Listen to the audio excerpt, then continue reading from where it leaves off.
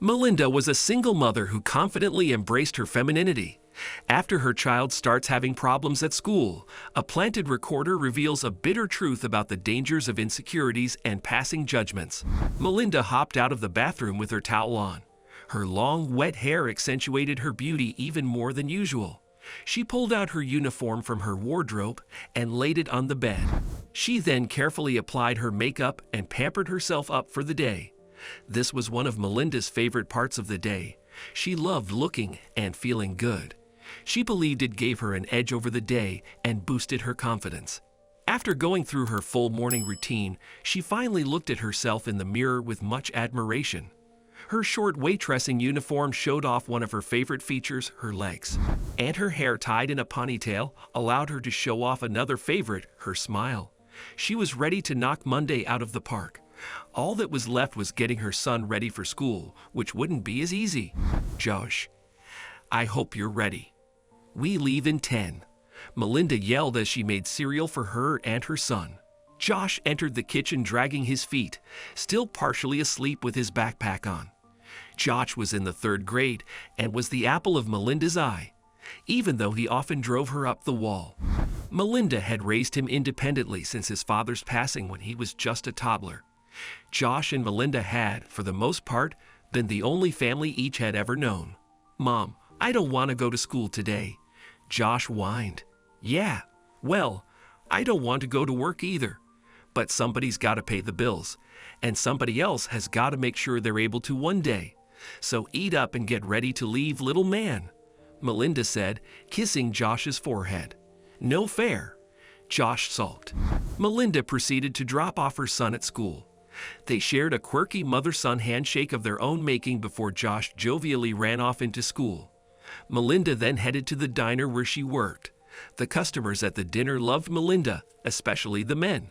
She would serve them with the warmest smile, and the short skirt on her uniform didn't hurt either. Melinda was quite the looker and took great pride in looking her best. And when it came to her job or anything else she did, she always gave it her absolute best. She was just one of those people you couldn't help but love. Later that day, when Melinda picked up Josh, she noticed a sudden change in his mood. Melinda tried to greet him with their handshake as usual, but he simply ignored her and jumped into the car. The ride home was uncharacteristically silent. Josh would usually tell her about his day, and then she would do the same. They would laugh about the day's adventures and get ice cream on the way home. But today the trip was completely silent. "Everything okay, Josh?" Melinda asked, somberly looking out of the window. "Okay, how was your day?" Melinda asked, giving it another go. "Okay, I guess," Josh shrugged. So are we doing ice cream today? I'm feeling like something with a little chocolate," Melinda said vibrantly, trying to add a little cheer to the atmosphere. "I don't feel like it," Josh said.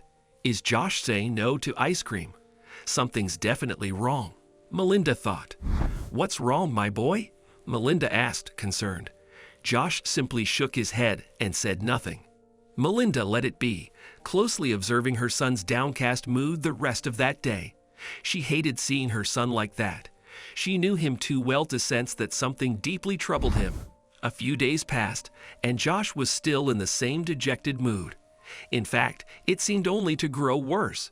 The next day, a concerned Melinda decided she would go to Josh's school to further investigate the cause of her son's distress. As Melinda walked down the school hallway, she saw her son exiting his classroom in tears. He fell to the floor by the lockers and wept. "Josh, what's wrong, baby? Why are you crying?" Melinda asked, getting on one knee to hug Josh, but he got up and ran towards the toilet. Melinda ran after him, rushing into the toilet. She knelt outside the only occupied cubicle where Josh's sniffles and cries sounded from the other side of the door. "Josh, you have to tell me what's happening," Melinda insisted. "I don't want to talk about it. Just leave," Josh snapped. This was unlike Melinda's child, and she knew it very well. Whatever was bothering her child was happening between these walls, and she was determined to find out exactly what or who that was. Melinda stormed out of the bathroom and charged down the hallway into Josh's class as if she owned the place. On any other day, Melinda was the petite, young beautiful waitress from the local diner. But today, she was a lioness defending her cub, and the gloves were off. "Mrs. Parker, please may I have a word with you outside?" barked Melinda. Josh's teacher, Mrs. Parker, immediately rolled her eyes at the sight of Melinda. "I'm in the middle of a class," Mrs. Parker said with a side eye. "Now, please," Melinda said, losing the little cool she still had. Mrs. Parker reluctantly walked out of the classroom. "Care to explain why my child ran out of your classroom in tears?" Melinda asked with a stern, no-nonsense pose. "I have no idea," Mrs. Parker responded, eyeing Melinda from top to bottom with a little challenge in her mind.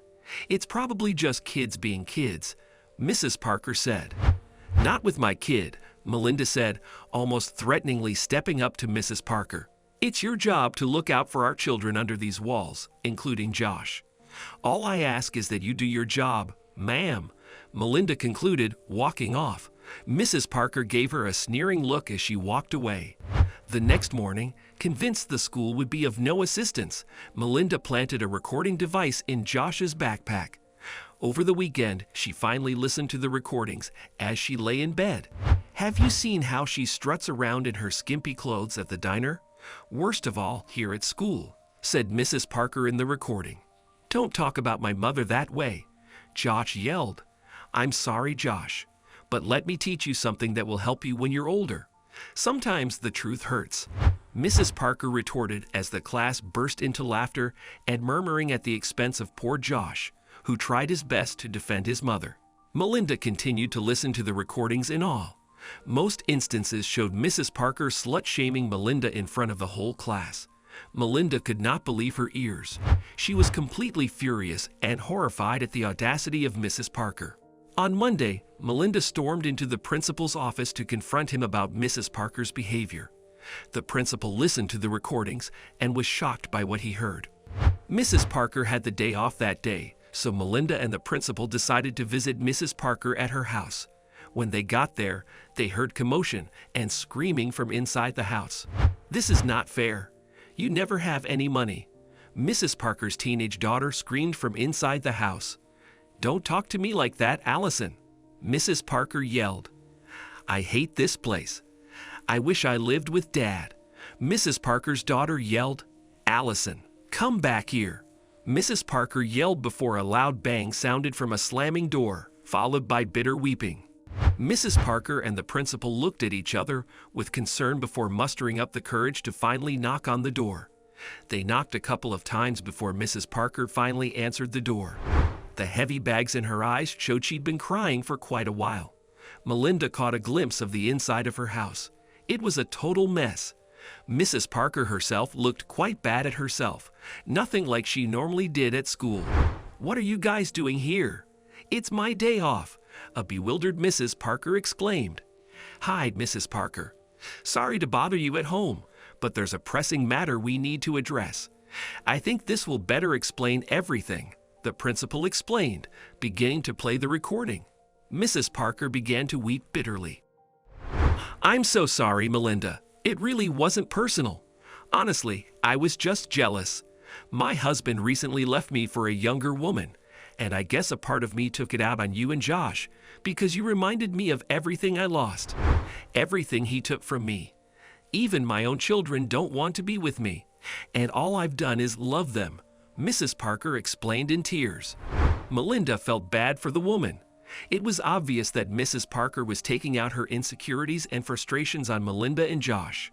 She had never meant any malice before, but what she had gone through had her near to broken. Melinda summed it up as a typical case of hurt people hurting people. "Listen, I hear your story, but the fact of the matter is that you let your personal issues at home affect your work. I'm sorry, but I will have to let you go," the principal said. Melinda saw the broken look in Mrs. Parker's eyes, and she knew it all too well. It was the very same look she saw in the mirror after Josh's dad passed away. All those nights of sleeping herself to sleep. It had taken all the strength she had to build herself again for the sake of her child and herself. She remembered how much she would have appreciated a friend at the time, someone to help her back to her feet. So she decided to be that person. "No, principal, please don't fire her," We've all had tough times.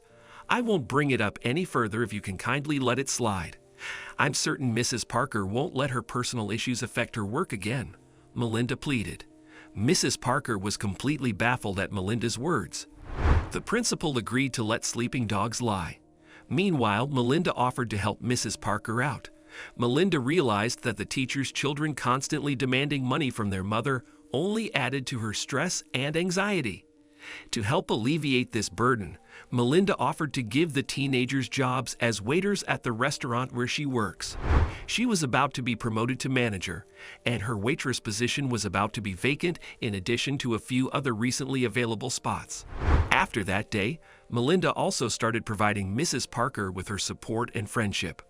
A part of Mrs. Parker's biggest cause of frustration was her loneliness. Melinda was a single mother herself and believed she could help Mrs. Parker adapt to her new life circumstances. "Don't worry, I've been where you are before. It may seem impossible right now, but I promise you'll pull yourself together. One day at a time," Melinda assured her. The pair started to go shopping together, and Melinda would share her beauty secrets with her. With her children now making their own money, Melinda was able to help Mrs. Parker get a new wardrobe and a makeover. This boosted Mrs. Parker's confidence and ultimately made her a kinder person, no longer limited by her insecurities. The two eventually became good friends. Mrs. Parker, who soon became Ms. Miller, also formed a strong bond with Josh, and he even became one of her top students.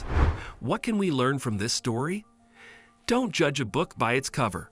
Mrs. Parker was judgmental of Melinda in the same way she was slightly judgmental of Mrs. Parker. However, once they both got the opportunity to learn the hearts behind the faces and exterior, they found a beautiful friendship. Hard times don't last. Through her own struggles, Melinda taught Mrs. Parker how to overcome her own tribulations.